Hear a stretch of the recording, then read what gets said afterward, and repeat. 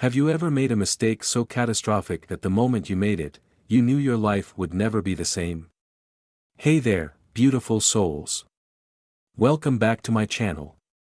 Today, I'm sharing a story that will make you think twice about the choices we make when we're blinded by temporary emotions. The evening air was thick with tension as Diana Marshall stood in her kitchen, staring at the half-packed suitcase on the floor. The text message that had just lit up her phone screen confirmed what she had suspected for months. Her husband of 15 years, James, was leaving her. Not just leaving her, he was leaving her for Vanessa, the young marketing executive who had joined his firm barely a year ago. Diana's trembling fingers gripped the marble countertop as she read the message again. I can't do this anymore. I'm staying at Vanessa's tonight. I'll come by tomorrow to get the rest of my things. So cold. So final. 15 years of marriage reduced to a text message. Outside, rain began to patter against the windows of their suburban home, the home they had chosen together, the home where they had planned to raise children. Children that never came. Diana wondered if that was part of the problem. Had James grown tired of waiting? Had the fertility treatments and disappointments created a chasm between them that was too wide to cross? Across town, in a sleek downtown apartment with floor-to-ceiling windows overlooking the city skyline, Vanessa Chen popped open a bottle of champagne. Her red lips curved into a victorious smile as she handed a flute to James Marshall, who sat uncomfortably on her white leather sofa. To new beginnings, she toasted, clinking her glass against his. James nodded, forcing a smile that didn't quite reach his eyes. At 45, he felt both flattered and foolish. Vanessa was 30, vibrant, ambitious, and undeniably beautiful. She had pursued him relentlessly since joining the firm, making him feel desired in a way he hadn't in years. The attention had been intoxicating. Diana got my message, he said, his voice flat. I'll go get my things tomorrow. Vanessa set down her glass and moved closer to him on the sofa, her perfume enveloping him in a cloud of jasmine and something else, something synthetic that suddenly seemed overpowering. You've made the right choice, James, she whispered, her hand on his thigh. She was holding you back. You deserve someone who understands your ambition, who can be a true partner in your success. James nodded again, but as he looked around Vanessa's impeccably decorated yet somehow soulless apartment, a flicker of doubt crossed his mind. What exactly had he done? The affair had begun innocently enough: late nights at the office, strategic discussions over drinks, accidental touches that lingered a moment too long. James had told himself he was mentoring a promising young executive.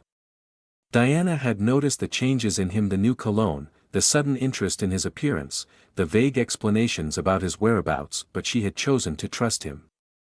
After all, they had weathered so many storms together: the death of his father, her mother's battle with cancer, the crushing disappointments month after month. When the pregnancy tests showed negative. 3 months into the affair, James found himself living two lives. With Vanessa, he was the powerful executive, the worldly mentor, the desirable older man. With Diana, he was increasingly distant, irritable, guilt-ridden. It was Diana's quiet dignity that eventually broke him. She never accused, never confronted, just watched him with those knowing, sad eyes that seemed to see right through his lies. Are you happy, James? She had asked one night as they lay in bed, backs turned to each other, a canyon of cold sheets between them. The question had caught him off guard. Was he happy? The excitement of the affair had begun to wane, replaced by a gnawing guilt that kept him awake at night. I don't know, he had answered honestly. The next day, Vanessa had given him an ultimatum. I'm not going to be your dirty little secret anymore, James. Either you leave her, or we're done. And now here he was, sitting in Vanessa's apartment, having just blown up his marriage with a text message. What kind of man had he become? At home, Diana moved like a ghost through the house she had made into a home. 15 years of memories surrounded her: wedding photos, souvenirs from their travels, the antique desk where James worked on weekends. She picked up a framed photo from their 10th anniversary trip to Greece. They were smiling, the Aegean Sea a brilliant blue behind them. Had he been happy then? Had she missed the signs that he was slipping away? Diana's phone rang, startling her. It was her sister, Rachel. He left, Diana said simply when she answered. That bastard, Rachel hissed. I'm coming over. No, Diana said firmly. I need to be alone tonight. After hanging up, Diana did something she hadn't planned. She called Vanessa. Hello. Vanessa answered, her voice smug. It's Diana Marshall. A pause. Diana. I wasn't expecting to hear from you. I just want to know one thing, Diana said, her voice steady despite the hurricane of emotions inside her. Do you love him? Truly love him? The question seemed to catch Vanessa off guard. Of course I do. Because if you're just using him to advance your career at the firm, that would be a shame. James is a good man who's made a terrible mistake. He deserves better than that. Another pause. I don't know what you're implying, but James and I are very happy. Diana closed her eyes. Then I wish you both well. She hung up before Vanessa could respond. In Vanessa's apartment, James watched as she ended the call, her expression unreadable. Who was that? He asked. No one important, Vanessa replied, but something in her tone made James suspicious. Was that Diana? Vanessa rolled her eyes. Yes, it was your wife, well, soon-to-be ex-wife. She called to wish us well. How pathetic is that? Something about Vanessa's dismissive tone sparked a feeling of protectiveness in James. Diana deserved better than to be mocked by the woman he had betrayed her with. What exactly did she say? He pressed. Nothing worth repeating, Vanessa snapped, suddenly irritated. God, James, are we going to spend our first night living together talking about your wife? I thought you were done with her. James fell silent, but the seed of doubt that had been planted began to grow. 2 weeks later, James was officially living with Vanessa, and the reality of his new life was setting in. Gone were the comfortable silences he had shared with Diana, replaced by Vanessa's constant need for attention and validation. Gone was the warm, inviting home he had taken for granted, replaced by an apartment that felt more like a stage set than a place to live. At work, rumors swirled. James noticed the way conversation stopped when he entered a room, the disapproving glances from colleagues who had known both him and Diana for years. He had expected some judgment, but he hadn't anticipated how it would affect him. Vanessa, meanwhile, was thriving. Shortly after James moved in, she was promoted to Senior Marketing Director, a position that had her working directly with the company's CEO, bypassing James altogether. She claimed it was her talent and hard work that had earned her the promotion, but James couldn't help wondering if their relationship had played a part. One evening, after a particularly tense dinner where Vanessa had spent the entire time talking about her new position and the upcoming business trip she would be taking with the CEO, James found himself walking alone through the city. Without planning to, he ended up in his old neighborhood, standing across the street from the house he had shared with Diana. The lights were on, and through the window, he could see Diana sitting at the dining table with Rachel and a man he didn't recognize. They were laughing, and Diana looked different. Her hair was shorter, and even from a distance, he could see a lightness in her that he hadn't seen in years.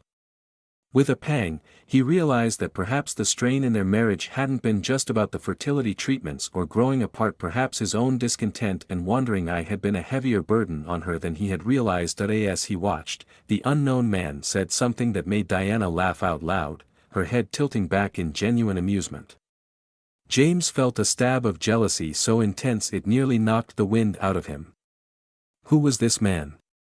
Had Diana already moved on? He was about to turn away when the front door opened, and Rachel stepped out, clearly leaving for the night.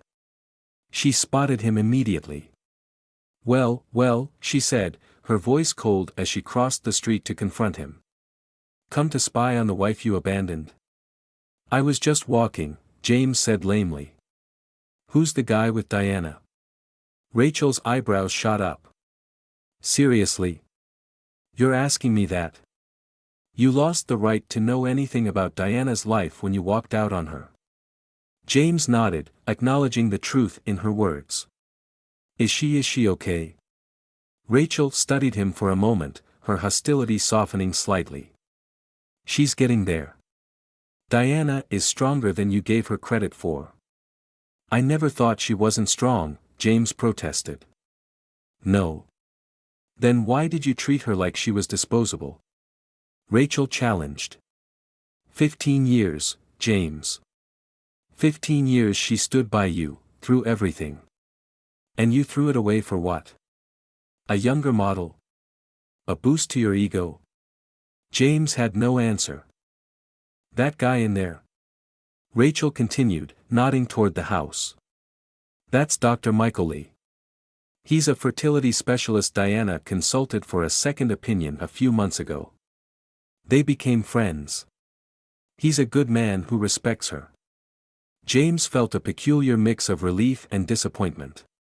So Diana wasn't dating, at least not yet, but she had formed a connection with someone who shared her dream of having a family, a dream James had begun to resent as each failed attempt chipped away at their hope. I should go, he said quietly. Yes, you should, Rachel agreed. But as he turned to leave, she called after him. James. Vanessa called the firm's HR department 3 months ago to report that you were creating a hostile work environment by refusing her advances.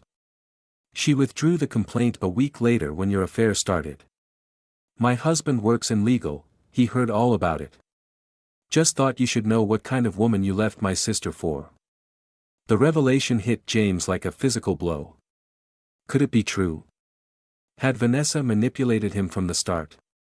The pieces suddenly began to fit together: her aggressive pursuit, the ultimatum, the convenient promotion. That night, he returned to Vanessa's apartment with his mind in turmoil. She was packing for her business trip, expensive lingerie laid out on the bed alongside her power suits. Planning a romantic getaway, he asked, nodding toward the lingerie. Vanessa looked up, startled. Don't be ridiculous. A woman needs to feel confident from the inside out. Is that what this has all been about? Confidence? Ambition? Was I just a stepping stone, Vanessa? Her expression hardened. What are you talking about? I know about the HR complaint, he said quietly. I know you accused me of harassment and then mysteriously withdrew it when I took the bait and started an affair with you. Vanessa's face flushed, but she recovered quickly. That's absurd. Who told you that? Your pathetic ex. She'll say anything to poison what we have. It wasn't Diana, James said. But it doesn't matter. What matters is that I'm finally seeing clearly. You never loved me, did you? This was all about advancing your career. Vanessa's mask slipped then, just for a moment, but it was enough. You have no proof of anything, she said coldly. And even if you did, who would believe you? The middle-aged executive who left his wife for a younger colleague. Please. If anything, I'm the victim here. In that moment, James saw Vanessa for who she truly was, calculating, manipulative, and utterly self-serving. And by contrast, he saw Diana for who she had always been, loving, genuine, and worthy of so much more than he had given her. We're done, he said simply. Vanessa laughed. You can't break up with me. Where will you go? Back to your wife? Do you really think she'd take you back after what you've done? The truth in her words stung, but James stood firm. I don't know if Diana will ever forgive me, and God knows I don't deserve it. But I do know I can't spend another day living a lie with you. He packed his things that night and checked into a hotel.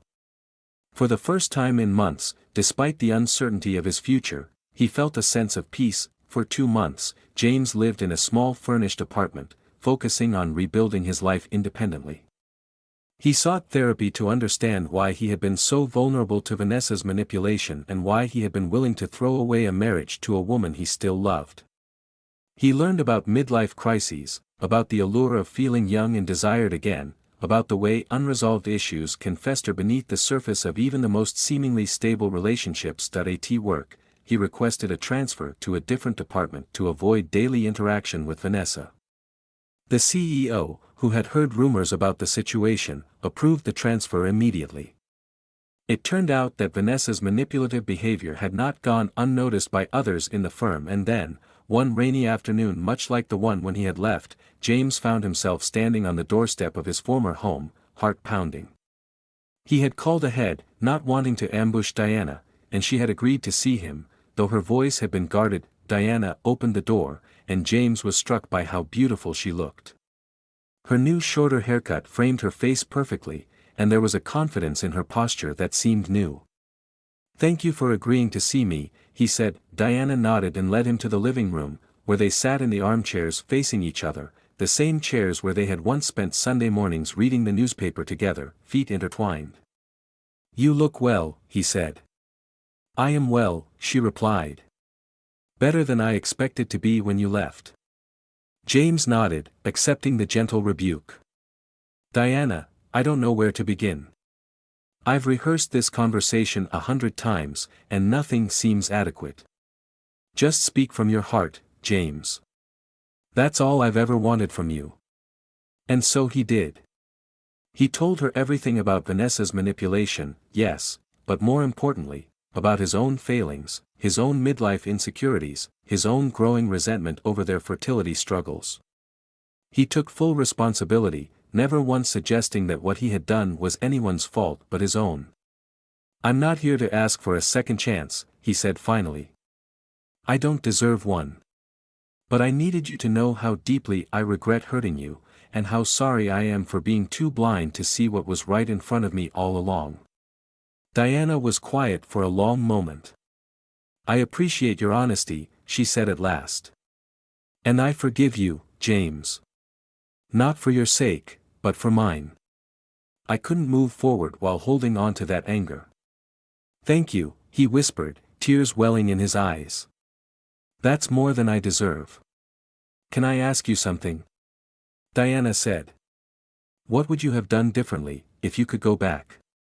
James considered the question carefully. "I would have talked to you," he said simply. "About my insecurities, about my fears, about the pressure I was putting on myself to be the perfect husband during our fertility struggles. I was so afraid of adding to your burden that I shut down instead, and that silence created the space for someone like Vanessa to step in." Diana nodded. "We both could have communicated better. I was so focused on becoming a mother that I sometimes forgot to be a wife." They talked for hours, with a level of honesty that had been missing from their marriage for years.